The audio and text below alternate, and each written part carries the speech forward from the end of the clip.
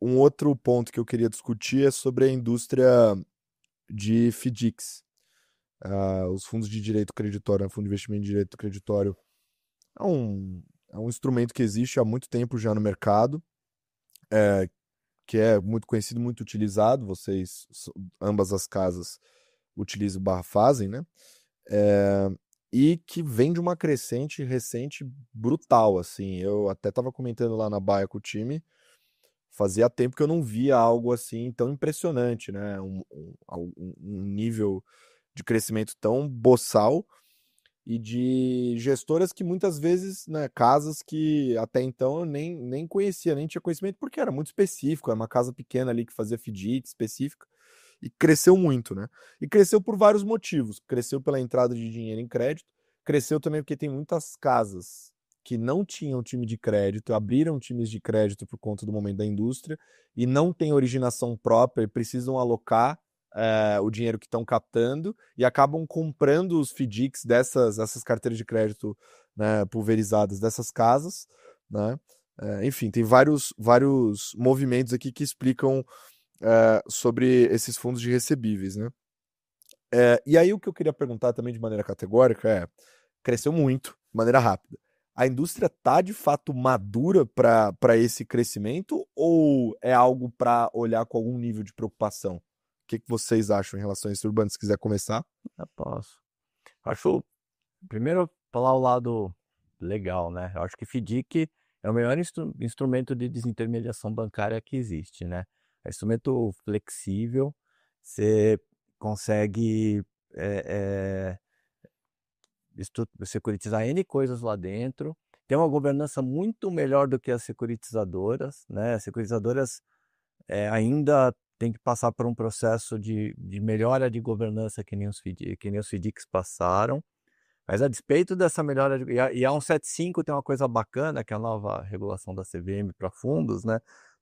Aumentou muito a obrigação do gestor na gestão de FDICs. Então, um monte de coisa que a CVM mandava para o instalador, falava, não, peraí, é o gestor que tem que fazer, e corretamente, ela trouxe uma série de atribuições para o gestor, aumentou a responsabilidade do gestor no processo. A gente resolveu, no começo do ano passado, começar a gerir FDIC lá e a gente já tem alguns FDIC sob nossa gestão. E vou te falar que fazer bem feito é difícil pra caramba, né? Então, assim, todo o que a gente fez de investimento ali em time de tecnologia, botar gente sênior tocando, todos os aprendizados que a gente vem trazendo ali para conseguir fazer esse negócio de maneira muito bem feita e com a diligência que a gente acha que é adequada, é muito complexo. E a gente vê casas, né, eu não vou ficar, né, tem gente que fala, pô, peraí, o cara tem pouquíssima estrutura, né, como que ele está fazendo esse monte de FDIC, controlando isso direito, verificando se o que está entrando lá é o combinado, né, se a carteira está performando dentro do que você espera. FDIC tem um tipo de covenant, que são os eventos de avaliação, os eventos de liquidação, né, tem lá uma estrutura de covenant, que não chama covenant, mas é como se fosse, né, tá checando se está tudo funcionando, se quem está pagando é aquele cara mesmo, se está bem conciliado. Então tem uma complexidade operacional relevante. Então, eu acho, olhando o copo meio cheio, eu acho que é um instrumento incrível, tá?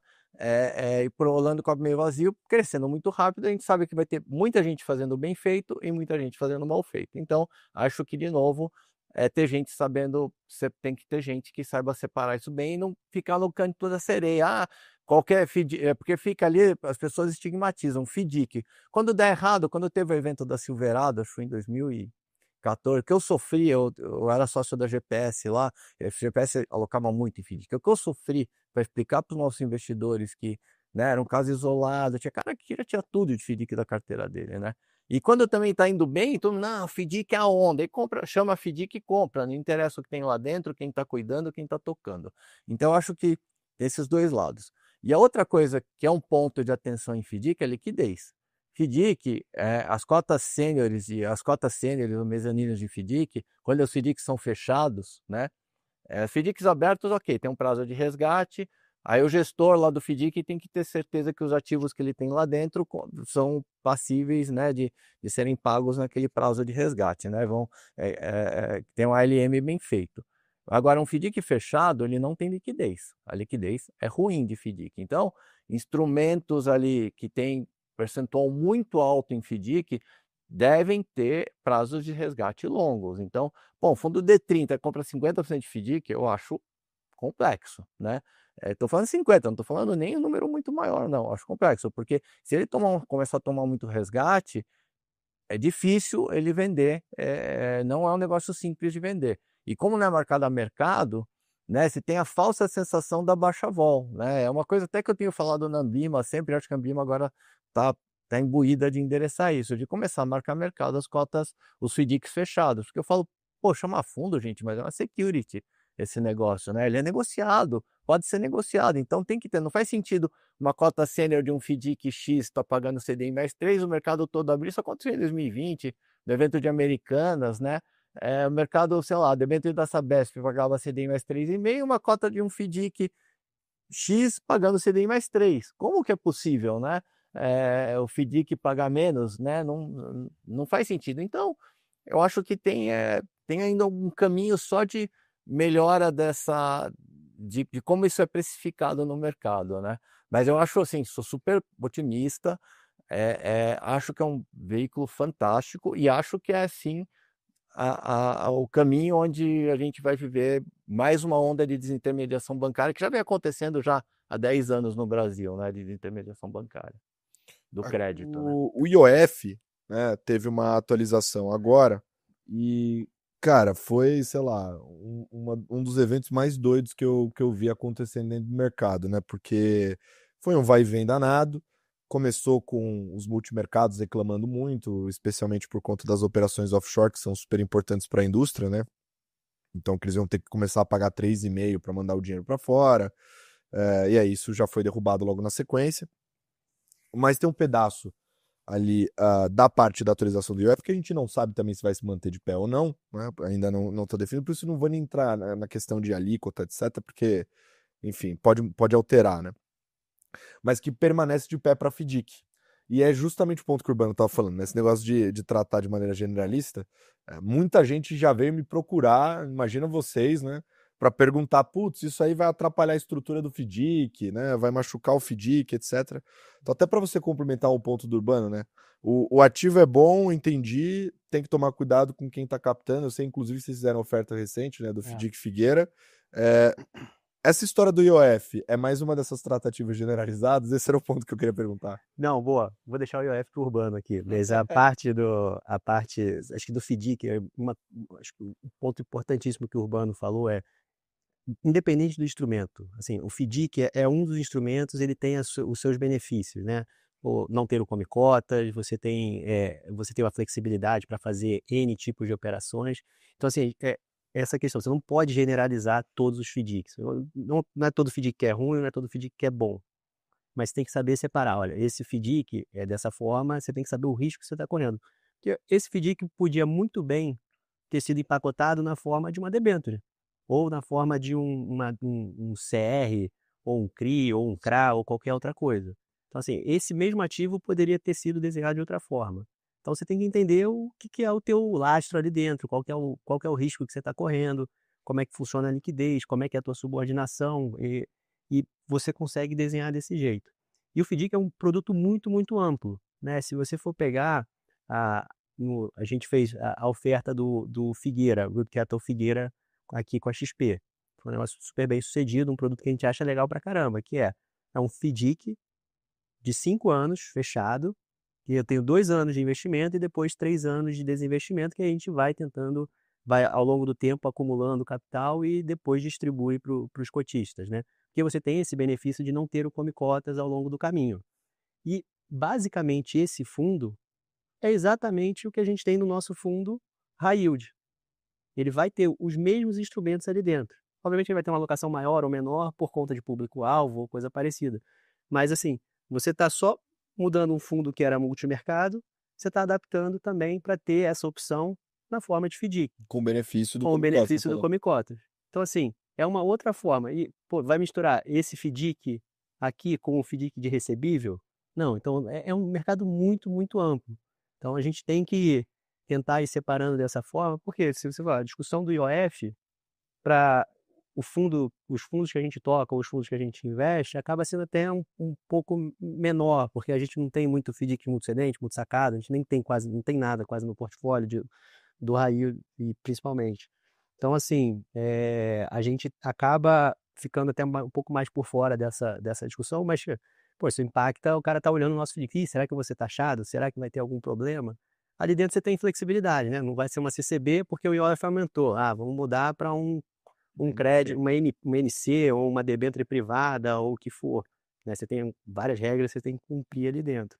Mas é importante quebrar isso daí, que é pô, até de novo falando da carta, Não, mas fazendo tá, referência a da carta é carta. boa, pô. Tem que falar da carta, pô. Senão fica o cara chato, ó, não. tá ali na carta, sei lá. Vai tomar bronca depois, vai você falar. Falamos na carta, né? Que a carta é um trabalho conjunto lá do time. E exatamente isso, é a falácia do instrumento. Pô, não é o FDIC é bom, o FDIC é ruim, né? Eu não invisto em FDIC. Você vê, tem alguns caras que têm, alocadores que têm restrição a, pô, eu não posso investir em fundo que tem FDIC. Por quê? Né? Você está restringindo isso. Ah, porque já deu muito problema no passado. Pô, mas é diferente esse FDIC, né? Outra coisa. Pô, não deu muito problema. Pega o volume, pega o que deu de problema, pega o volume que já saiu. O cara deixa o Urbano falar. É a questão do... É bom ponto. Esse aí tem que olhar o ativo que tem lá dentro. Eu acho que o FDIC tem uma vantagem que a governança é melhor do que do restante. Bom, a questão do IOF, assim, a questão aí, o governo resolveu dizer que a operação de risco sacado ou confirming aí é dívida, né? Então, acho que talvez vem de Americanas isso. Porque, na verdade, o que aconteceu com Americanas, né? Eles tinham lá um título de 90 dias, sei lá, Samsung vendeu para Americanas, deu um prazo de 90 dias, né? Ela lá prorrogava com a Samsung esse negócio e vendia para o banco um negócio de 12 meses, né? E aí, às vezes não pagava, o banco rolava de novo, prorrogava de novo, virava dívida. Aí é dívida mesmo, né? Porque tá dando crédito para Americanas. Mas eu discordo que uma operação de risco sacado típica, né? Quer dizer, foi lá, uma empresa vendeu para outra vai lá, a Samsung vendeu para Americanas uma televisão, né? Vendeu, entregou. Ela tem um título de crédito contra a Americanas receber em 90 dias. A Americanas foi lá, a Samsung quer vender isso para alguém. Ela vendeu para o fundo da Algmi, que seja, né? A Algmi comprou esse título de crédito com a anuência da Americanas e sem obrigação da Samsung. Pô, isso é uma cessão de crédito, não é uma operação de crédito, né? Então, acho que isso vai cair esse negócio. Eu acho que sim, está meio pacificado. Eu acho que o impacto que pode ter em FDIC é o seguinte, eu não lembro se a alíquota nova, porque é tanta loucura, né, que esse país, eu não lembro qual é a nova alíquota de IOF para PJ, porque subiu, né? Os fundos que compram duplicatas curtas, então imagina, esse IOF foi para 3% para PJ, não sei se é esse número, tá? Ou para 2,5%. Imagina o fundo compra uma duplicata de 60 dias com taxa de 3% ao mês e o IOF é 2,5%, né? Quanto vai ter que cobrar mais caro? Você vai ter que cobrar o IOF lá do devedor. Então vai custar mais caro para quem está te vendendo aquele título de crédito, ele vai pagar essa conta também. Então, talvez, né? Estou aqui, tem um risco ali dos gestores. Ah, não, vamos alongar as operações, começar a botar isso numa CCBzinha, numa NC, né? Botar em garantia, mas enfim, eu acho que é esse o impacto. Talvez as operações comecem a ficar mais caras para os cedentes, né? Para quem está vendendo o título de crédito. Talvez, estou conjecturando. Eu não sou gestor de fundo que compra duplicata, tá? Então, estou conjecturando aqui totalmente, né? Tecnicamente, o que seria o impacto de você cobrar um flat fee numa venda de um título de crédito. Tá.